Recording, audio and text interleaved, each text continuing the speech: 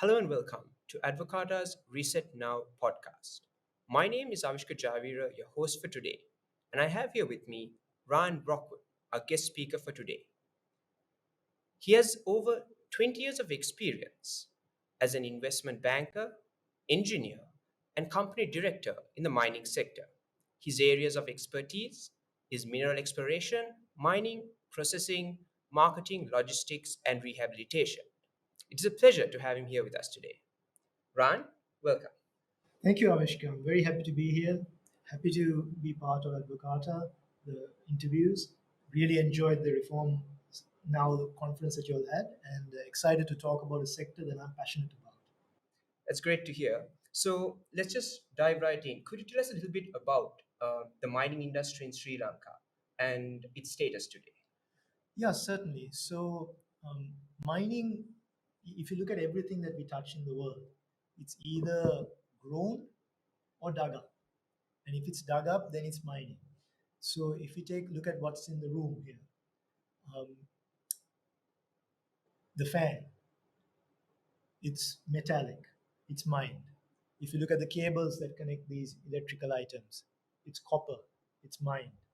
If you look at the floor, the tiles, it's clay, it's mined. So a lot of the aspects that we touch every day, even though we don't think about it and we don't realize, it basically came from the ground.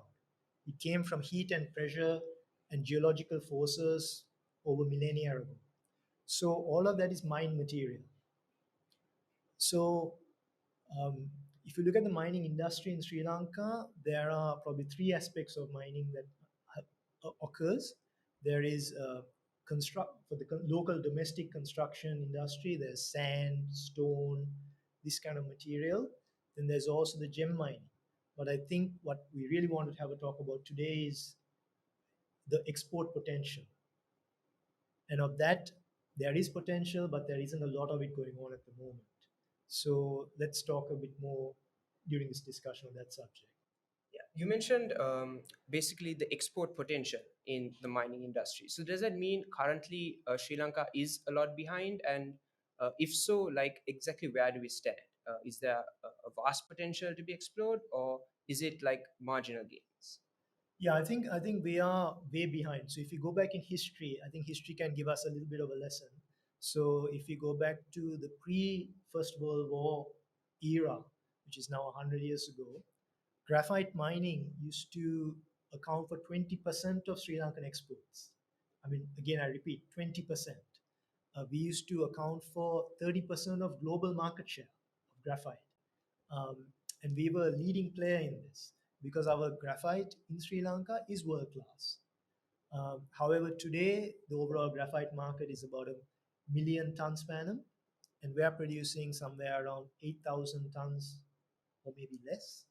And while we used to have 40, 50 graphite mines, now we have the Kahatagaha graphite mine, which is state owned, and the Bogla graphite mine, which is privately owned, both probably 100 years old. So definitely there is a potential to increase this as a export, and not just in graphite. So we've also got mineral sands. Mineral sands, the only operating mineral sands mine in the country is in Pulmude on the east coast. It's been operating since 1957, but since then there's been not one single new mine that has been started.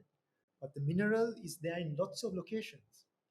So again, there is potential for it, and we need to harness that potential. Another big deposit we have in the country is the Epawala phosphate deposit.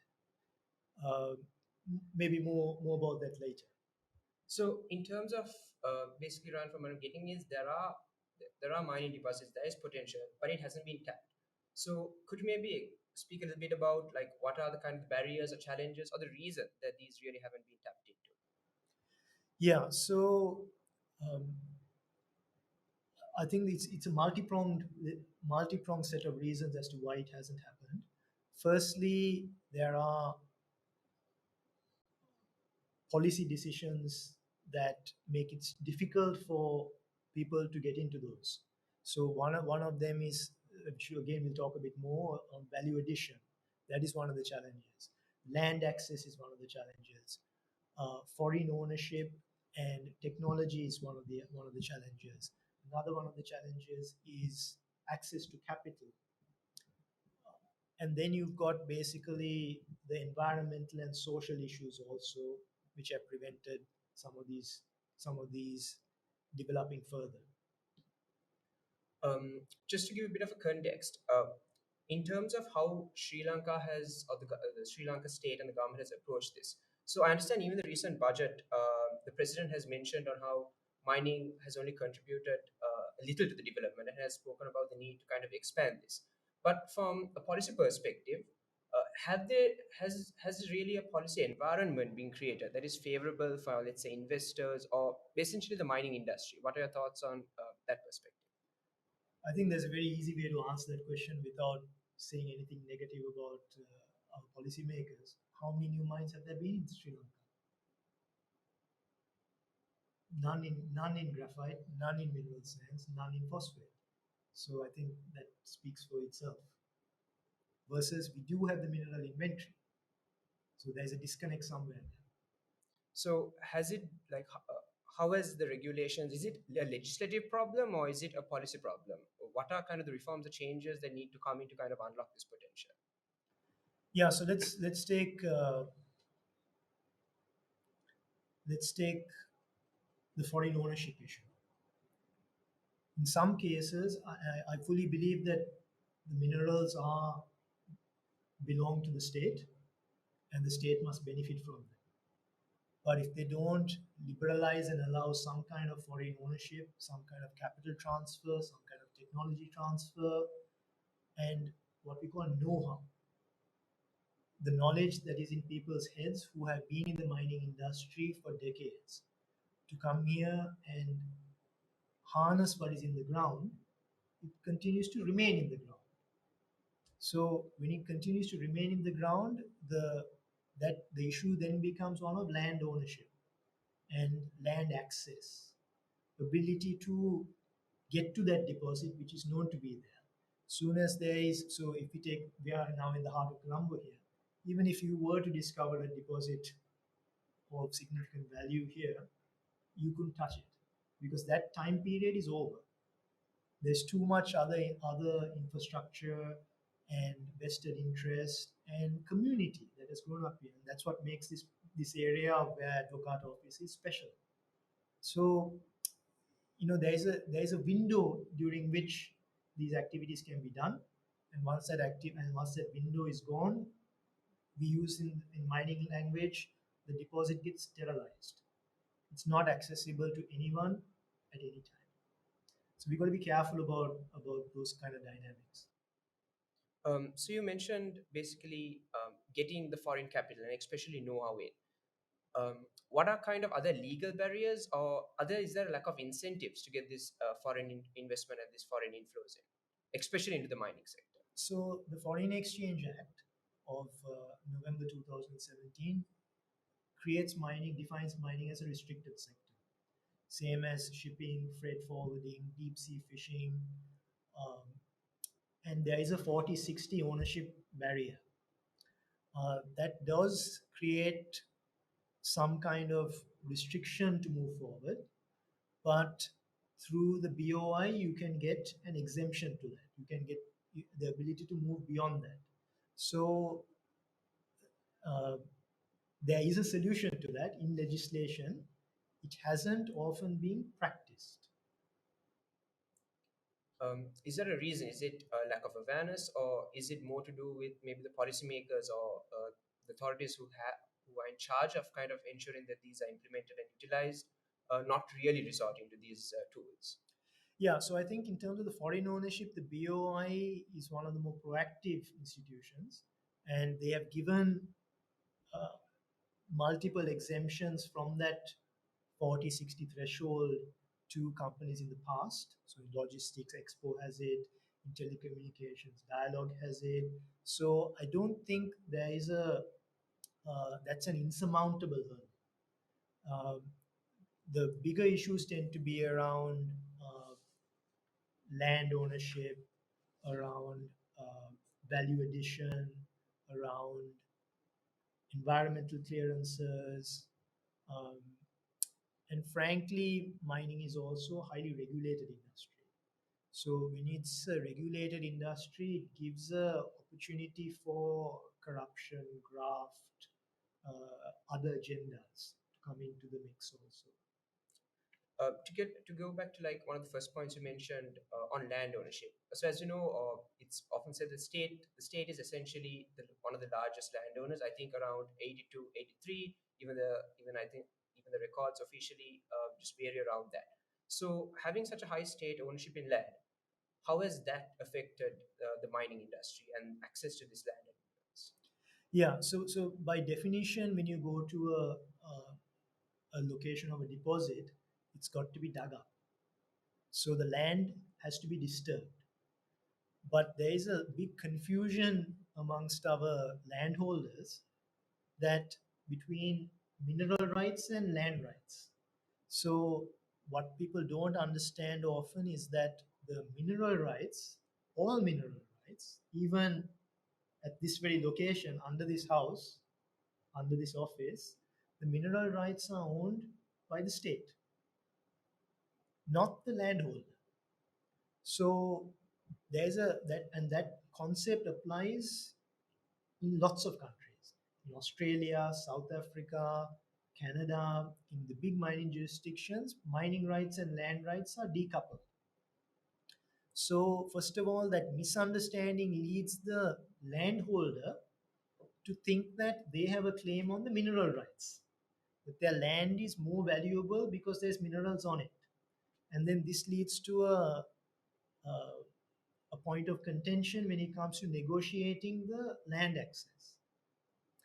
Um, then, to answer your point about state owning 80% of the land, quite often it may be a state-owned corporation that is controlling that land. In which case, that state-owned corporation may view their own future as linked to this mineral deposit, and then they start to think about how can we make a claim on that, how can we accrue some of the economics of that.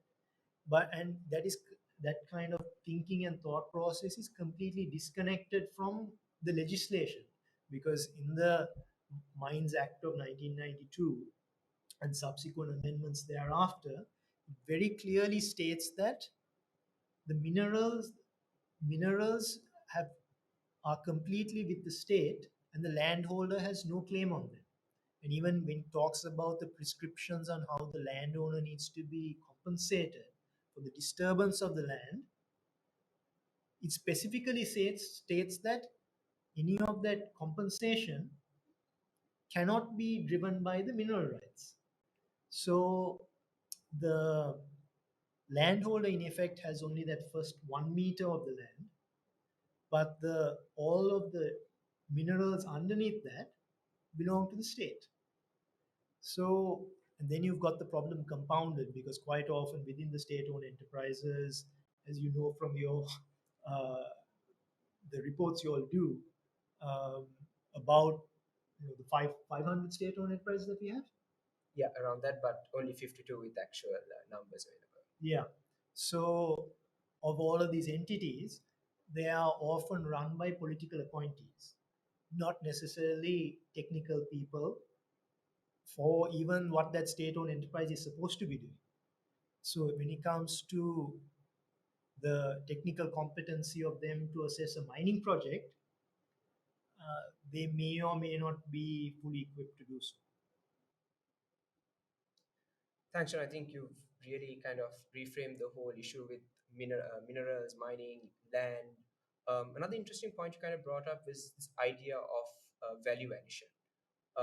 Has this often maybe prevented from the policy side or from the reform side? Um, how has value addition been perceived, and how can we change this perception to kind of really unlock the potential there? Yeah, so value addition is an interesting one. I mean, um, even within the most educated and well informed circles, there is this concept that if you can take a product which prices at X, and do some kind of processing to it, which then prices it at 3X, the selling of the product at X should be banned. So this is somewhat simplistic, because what it doesn't, the analysis doesn't take account of, is to sell that product at 3X, your cost base might be 2.5X. So your margins are not that much more incremental. But in addition to that, your cost of the factors of production required to get that product to 3X may be very much disconnected from the raw material may be only a small percentage. It may be only 20%. The rest of your cost may be power. So when you say power, it's not only having access to the power, it being stable and it being cheap, but it also being and you're competing internationally for that power. With comparable sources in, say, the Saudi Arabia, where the power cost might be much much lower and it might be subsidized by the government. So then you also have, in terms of your factors of production, apart from the mined raw material, you may also need reagents, acid, chemicals, and so on, which are often a byproduct of another process. So if you don't have access to those materials, those chemicals, you then have to import it, and it may be economically non-conducive to moving that material to the next stage. Let's say you solve both the power issue and the chemical issue, you've still got the issue of hazardous waste.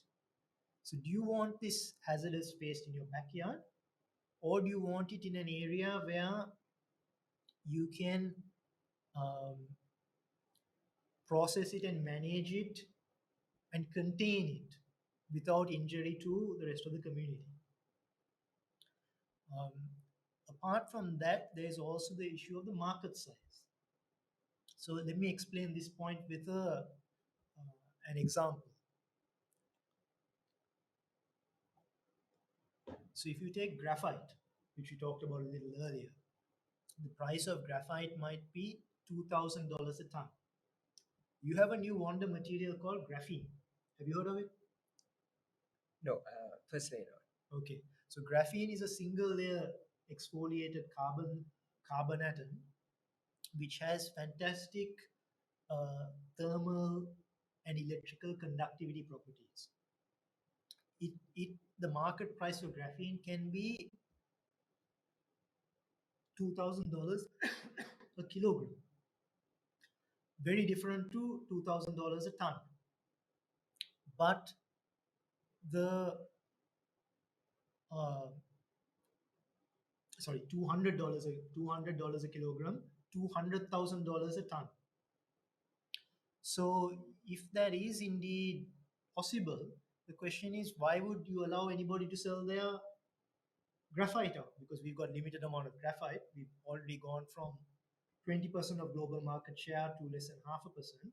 So the value addition advocates would say, don't let that go out until you make graphene. But what they don't factor in is that the cost of making graphene is also $150 a kilo, $150,000 a ton. So your input cost of graphite into graphene is actually very small.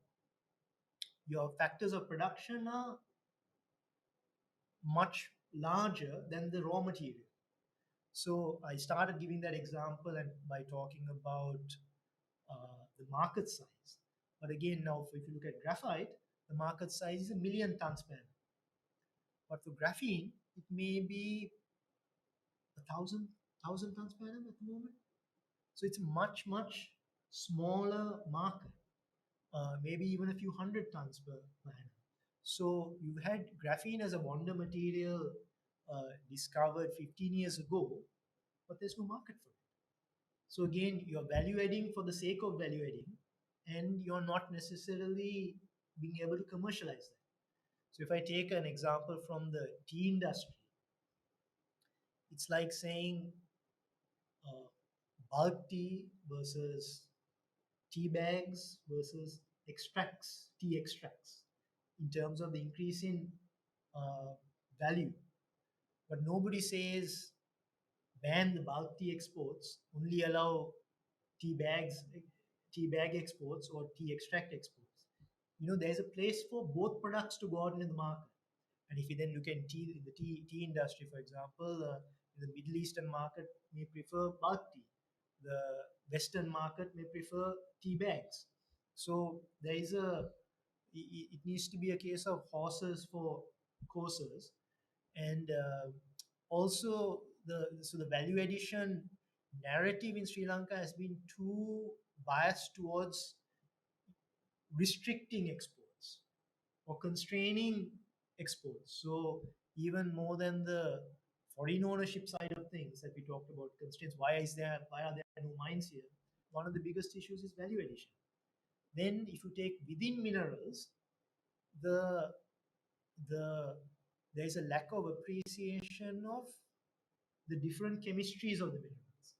So if we take mineral sands, ilmenite, um, the beach ilmenite you get, which is you would have seen on the beach, black sand, Yeah. that's ilmenite, right? So that ilmenite is quite different to the ilmenite that you get inland. You get inland ilmenite also. So one is chloride ilmenite, one is sulfate ilmenite. Very different chemistry, very different processing routes, and very different, but it can be eventually the same end product. The end product is paint, what we have all over here.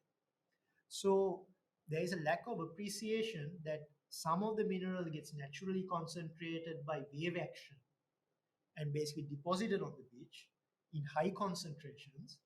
But so there is a natural, if you like, value addition which is happening by the wave action versus an inland deposit is in a much lower concentration. Plus, the chemistry is also different. So I won't go too much into the detail, but the chemical process that you need to upgrade the ilmenite to what you call synthetic rutile or pigment is very different from what you do on a beach sand deposit to what you do in an inland deposit. In the likes of what we have in Puntland is quite different to what is done in Pulmude. So that knowledge is not cemented in people's minds. It's a very unsophisticated view that people take, and they say, well, you know what, make paint out of this material or make titanium metal. Titanium metal for Airbus, aerospace, medical applications. Yes, the titanium metal is worth thousands of dollars per kilogram, but it is processed to that extent. But the market size, the technology, the investment, the capital investment required to take it there is completely different. And just because we build a titanium plant in Sri Lanka, Boeing is not going to come and buy our material. It takes years and years of user acceptance testing and so on. And remember, these are not mutually exclusive. So if you build a mine which has a stable supply of that product, the downstream industries may come. But you need to crawl, walk, run. You don't go straight away and say we have to do value addition or nothing, or we ban the product. We so these kind of things people need to become a lot more cognizant with. Yeah, I think again, since we're focusing a lot on these days on the need of exports and diversification and all of that, particularly let's say entering this industry for the export purposes, what kind of other barriers would they face? Maybe in terms of the incentive structures that there are to get, let's say, the competitive advantage over the world market. Yeah, so I think it's a good point that you raise. Even in this natural resource sector, we are competing with other international deposits. So we are not the only country in the world that has a phosphate deposit. We are not the only country in the world that has mineral sands.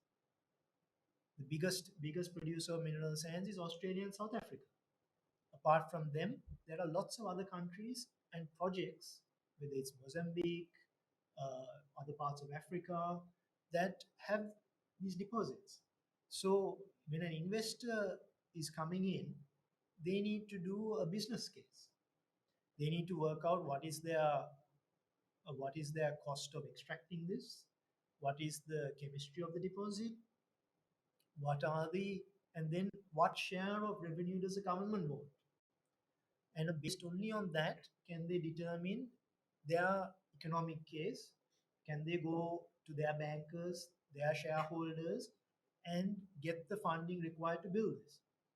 So if we look at our current uh, royalty structure, currently we are on 7% royalty, and for the minerals on export, it's 6% for domestic consumption. So at that level,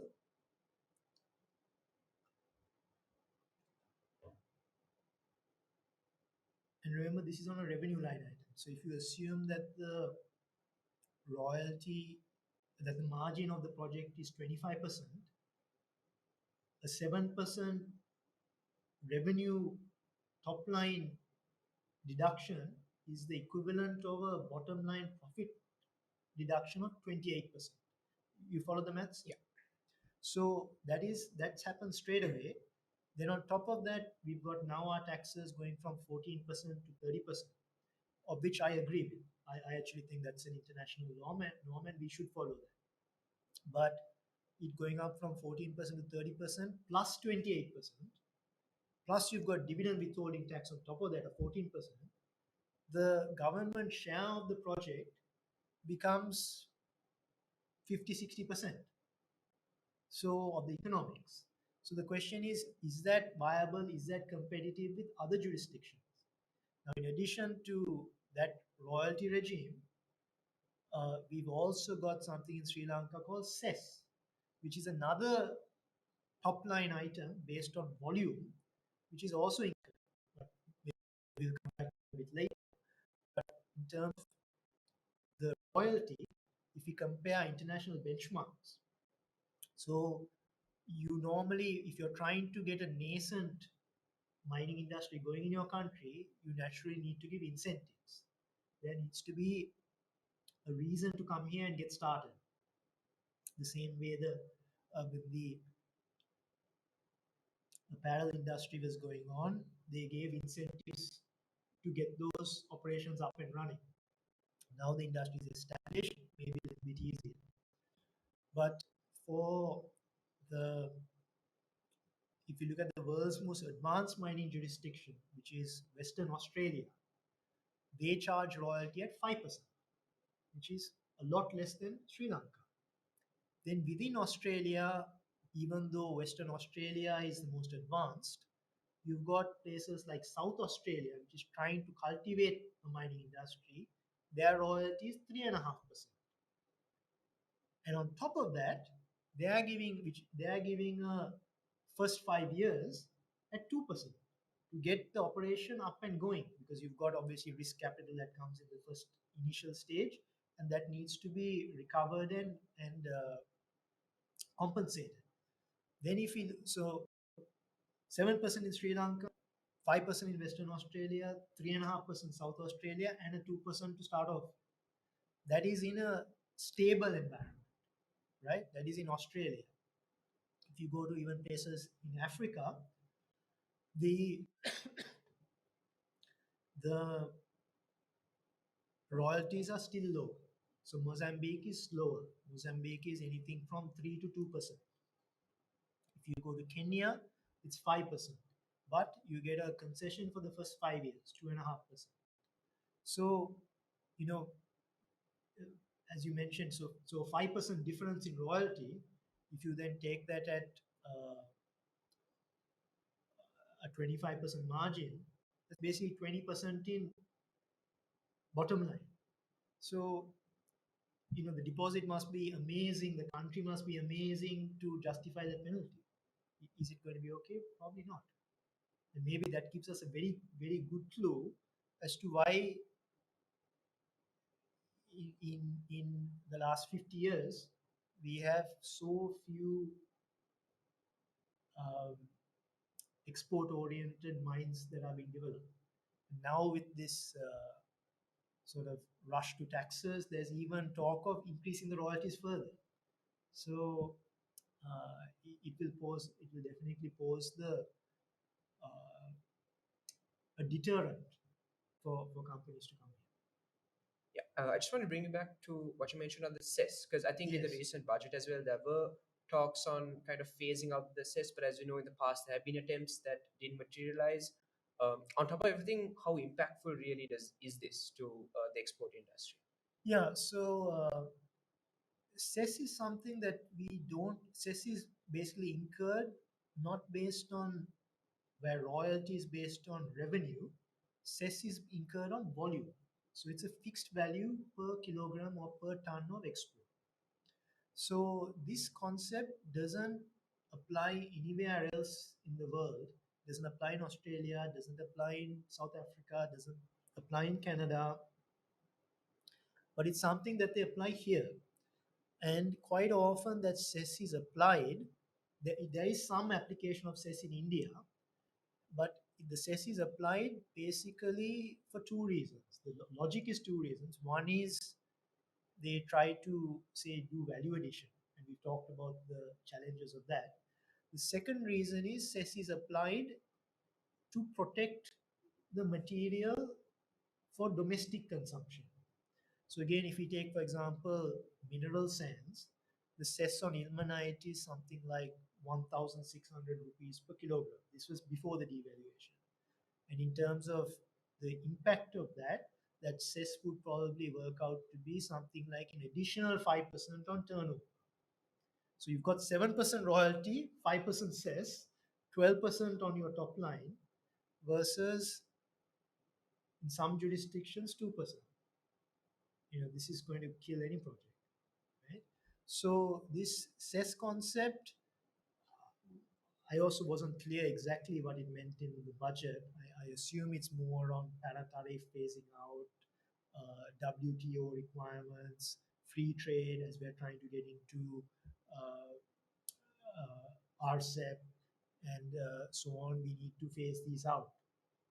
But in the mineral sector, it's uh, it's not sensible. It's not logical. And having the royalties and cess sky high, you are having this government trying to get a bigger percentage of an operation, but if those operations never start, you're having a bigger percentage of zero is still zero. So yeah, I'm quite curious as to what this cess actually is going to mean. Moving to another point you raised at the beginning, basically in relation to concerns for the environment, because these have generally always come up and be debated. So I think that always needs to be some kind of balance. In the current policy framework, how has kind of that debate gone about? And are there like any reforms? How can policy be changed to kind of achieve this balance? Yeah, so I think let me explain how a mining project starts. First of all, there's five phases of it. You need to do exploration, which is high risk capital deployment. Then you need to do and you discover a mineral deposit. You may or may not discover, so that also needs to be taken into account. Then once you discover something, you need to do your permitting before you can build the mine. That's stage two. Then you build the mine, you do construction. Stage three, number four, you do operation, and number five, you do closure. So environment really comes in stage two and stage five. So in stage two, you need to do basically an environmental evaluation. We can call it either an IE, initial environmental evaluation, or an EIA, environmental impact assessment. It has different levels of scrutiny on it depending on the sensitivity of what you're trying to do. So it would look at things ranging from uh, um, water usage to noise to community impact and so on. So our legislation around this is fairly well developed. The CEA does do a very comprehensive evaluation. But one of the things that is a little bit gray is, you've also got the Northwest Provincial Environmental Authority. So where is the overlap between their jurisdiction and the CEA? Nobody seems to be able to answer this question. So it may be something that requires some clarification. Um, Apart from that, just to generally speak about environment, something that uh, is misunderstood is that people think about uh, miners as basically uh, destroying the landscape and destroying the environment and so on. That thinking is somewhat outdated. So it's maybe from the 70s or 80s in where certain companies went to Africa and maybe misbehaved. But that is simply not possible now. And the other thing that people also misunderstand is that depending on this is a little bit connected to what we talked about the foreign party, that depending on the nationality of that party, they will take a view on whether this should be mined or not. So again, it's got nothing to do with the company. The environmental authority is the one who says these are your standards. This is in stage 5 of the mine when you're closing. This is how you need to close the pit. You need to relay the nutrient rich soil layer, which has uh, microorganisms in it, and regrow foliage. The environmental authority is what defines that. Whether you are an Australian company operating in Africa, or a Chinese company operating in Canada, or an Indian company operating in Australia, it's the environmental authority of that country, of that nation, of that state that has to set the standard and enforce it. So, and this is very much doable. So, Okay, some of the concerns that uh, people have are quite often misplaced. I think you've touched upon quite a lot of different aspects that play into the mining industry. Yes. Um, Overall, when we kind of look at it, are there any short-term reforms action that can be taken to kind of maybe act as a catalyst to get this industry up and running? And also after that, longer term to ensure maybe a more stable environment, more investor-friendly environment. What are kind of the reforms you'd like to see in the works? Yeah. I think the biggest reform we need to understand is timescales, right? Uh, in Sri Lanka, generally, we have an idea that we look for the quick fix as opposed to taking a long term view. And we are a little bit slow to uh, learn from other countries. But if I take, for example, this book, this is Lang Hancock, basically the father of the iron ore industry in Australia. He discovered these deposits in the 1950s and 60s. They really came into production only in the 70s and 80s. That's a long time period, right? He had many of the same challenges that we're facing today. So he had people telling him, no, don't export iron ore, make steel. But that value addition concept to go from iron ore to steel is very, very different. So we need to understand that. We need to understand uh, that we need to liberalize from this value addition panacea that people have, uh, and allow the mineral industry to grow. Um, Another point is licensing duration. So again, the industry often is told, oh, you need to start your mine by X date.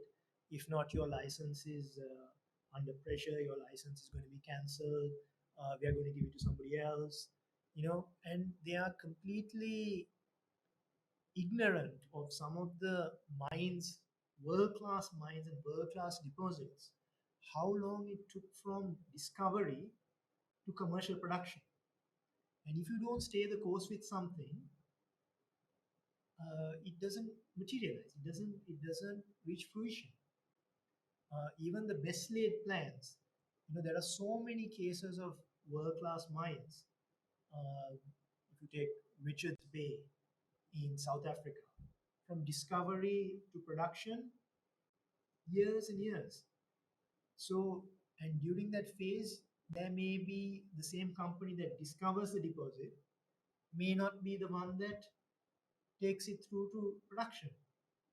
So there needs to be an awareness of that. There needs to be an appreciation of it, and the regulator needs to have a much bigger picture view of how to um, how to facilitate the sector. There's too many people who are academic rather than industry practitioners, and and in fairness, there isn't one single world scale operation in the country. So if you've never seen it, you would be acting without the benefit of that knowledge. So to kind of remedy that, how do we kind of reach out to, let's say, getting expertise in to educate policymakers? How do they get that exposure so that policymakers also know that whatever government policy they set for the mining industry needs to be kind of catered to, like you said, the five different stages. Yeah, I mean it's we've got to move from having political appointees in certain positions to having technically competent people. We need to have industry practitioners in there, um, and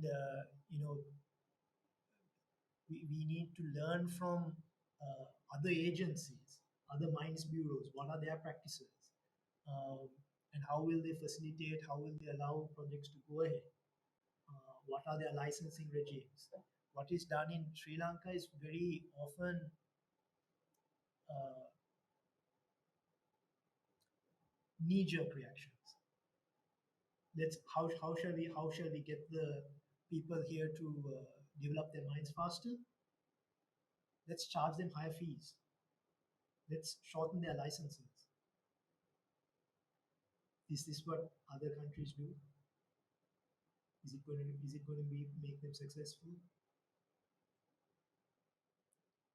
I think you've really enlightened us today on exactly a lot of changes that are needed in the mining industry and how we can really tap into this huge potential. Yes. So, with that, I'd like to thank you, Ran. Thank you very Um, much. were there any final things you'd like to touch upon today? Yeah, what I would say is that um, there's definitely potential in the sector, but it also needs to be expectations need to be moderate. You can't build a sector overnight. You can't go from 0 to 100 immediately. You need to build confidence in the sector. You need to bring one world class operation to bear, and you need um, to give that time. The mining sector is not going to solve all Sri Lanka's debt problems. It will be one piece, one arrow amongst many that need to be fired in order to solve this problem. So we have to be patient, we have to be sensible, and we have to be realistic in order to get ahead. Thank you very much, Ran. We really great insight you provided today about the mining industry and the policy reforms needed for that. And thank you everyone for listening and watching Advocata's Reset Now podcast. See you next time. You can listen to this podcast on Anchor, Stitcher, Apple Podcasts, Google Podcasts, and Spotify. If you enjoyed this episode, remember to like, comment, and subscribe. And remember to follow us on all our social media platforms for more exciting content. See you in the next episode.